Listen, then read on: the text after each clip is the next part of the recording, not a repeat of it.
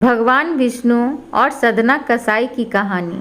दोस्तों, अभी कलयुग चल रहा है और जैसे जैसे कलयुग की अवधि बढ़ती जा रही है वैसे वैसे धन का लोभ होता जा रहा है। पुराणों में बताया गया है, मनुष्य को अगर भगवान से मिलना है तो केवल हरि नाम जपना ही हरि को पाने का जरिया है। कहते हैं भगवान भाव के भूखे होते हैं, यानी वे ना तो बहुत ज़्यादा पूजा पाठ से और ना ही दिखावा करने से खुश होते हैं। सच्चे मन से उनका नाम लिया जाए तो जीवन आसानी से कट जाता है। नमस्कार, स्वागत है आपका अपने YouTube चैनल पुष्पा शर्मा हिंदी कहानियाँ में। तो चलिए सदना कसाई की कथा सुनते हैं। एक कसाई था सदना। वह बहुत ईमानदार था। वो भगवान के नाम कीर्तन में मस्त रहता था। यहाँ तक कि मांस को काटते बेचते हुए भी वह भगवान का नाम गुनगुनाता रहता था। एक दिन वह अपनी धुन में कहीं जा रहा था, तभी उसके पैर से पत्थर टकराया। वह रुका और देखा कि काले रंग के गोल पत्थर से उसका पैर टकरा गया है। उसने पत्थर उठाया और जेब में रख लिया, यह सोचकर यह मांस तौलने के काम आएगा। घर आकर उसने पत्थर को मांस तौलने के काम में ले लिया। कुछ ही दिनों में उसने समझ लिया कि यह कोई साधारण पत्थर नहीं है। जितना वजन उसको तौलना होता, पत्थर उतने ही वजन का हो जाता। धीरे धीरे यह बात फैलने लगी कि सदना कसाई के पास वजन करने वाला ऐसा पत्थर है, वह जितना चाहता है पत्थर उतना ही तौल देता है। किसी को 1 किलो मांस देना हो तो तराजू में उस पत्थर को एक तरफ डालने पर दूसरी ओर 1 किलो का मांस ही तुलता।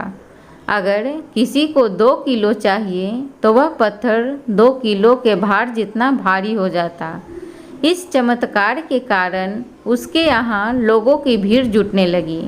भीड़ जुटने के साथ ही सदना की दुकान की बिक्री बढ़ गई। बात एक शुद्ध ब्राह्मण तक भी पहुँची।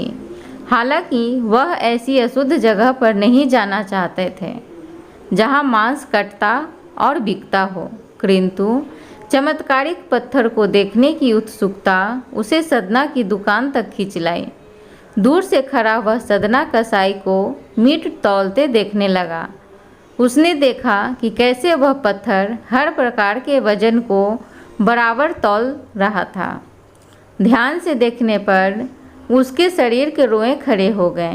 भीड़ के छटने के बाद ब्राह्मण सदना कसाई के पास गया। ब्राह्मण को अपनी दुकान में आया देखकर सदना कसाई प्रसन्न भी हुआ और आश्चर्यचकित भी। बड़ी नम्रता से सदना ने ब्राह्मण को बैठने के लिए स्थान दिया और पूछा कि वह उनकी क्या सेवा कर सकता है।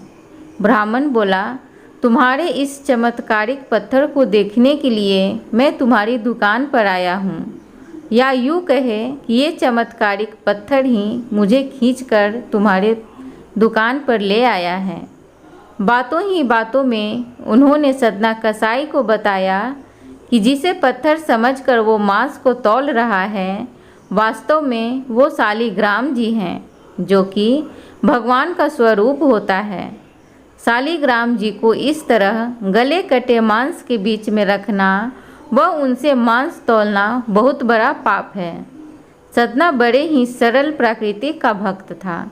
ब्राह्मण की बात सुनकर उसे लगा कि अनजाने में मैं तो बहुत बड़ा पाप कर रहा हूँ।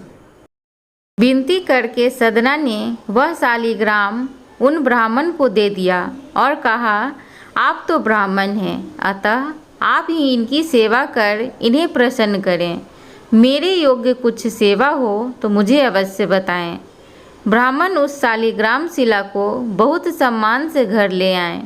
घर आकर उन्होंने श्री शालिग्राम को स्नान कराया, पंचामृत से अभिषेक किया, वह पूजा अर्चना शुरू कर दी।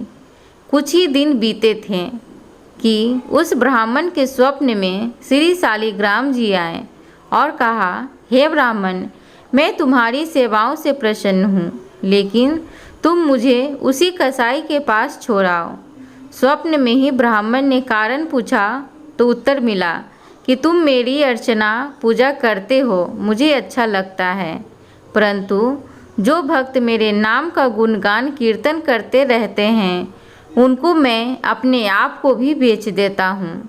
सदना तुम्हारी तरह मेरा अर्चना नहीं करता है, परंतु वह हर समय मेरा नाम गुनगुनाता रहता है, जो कि मुझे अच्छा लगता है, इसलिए तो मैं उसके पास गया था। ब्राह्मण अगले दिन सदना कसाई के पास गया और उनको प्रणाम करके सारी बात बताई। श्री शालिग्राम जी को उन्हें सौंप दिया। ब्राह्मण की बात सुनकर सदना कसाई की आंखों में आंसू आ गए। मन ही मन उसने मांस बेचने और खरीदने का काम छोड़ने का निश्चय किया। यदि मेरे ठाकुर को कीर्तन पसंद है तो मैं अधिक से अधिक समय नाम कीर्तन ही करूँगा। एक बार प्रेम से बोलो श्री शालिग्राम महाराज की जय। प्रिय श्रोतागण, आशा करूँगी आज की कथा आप सबको अच्छी लगी हो, तो कृपया चैनल को सब्सक्राइब करें, वीडियो को लाइक करें। धन्यवाद।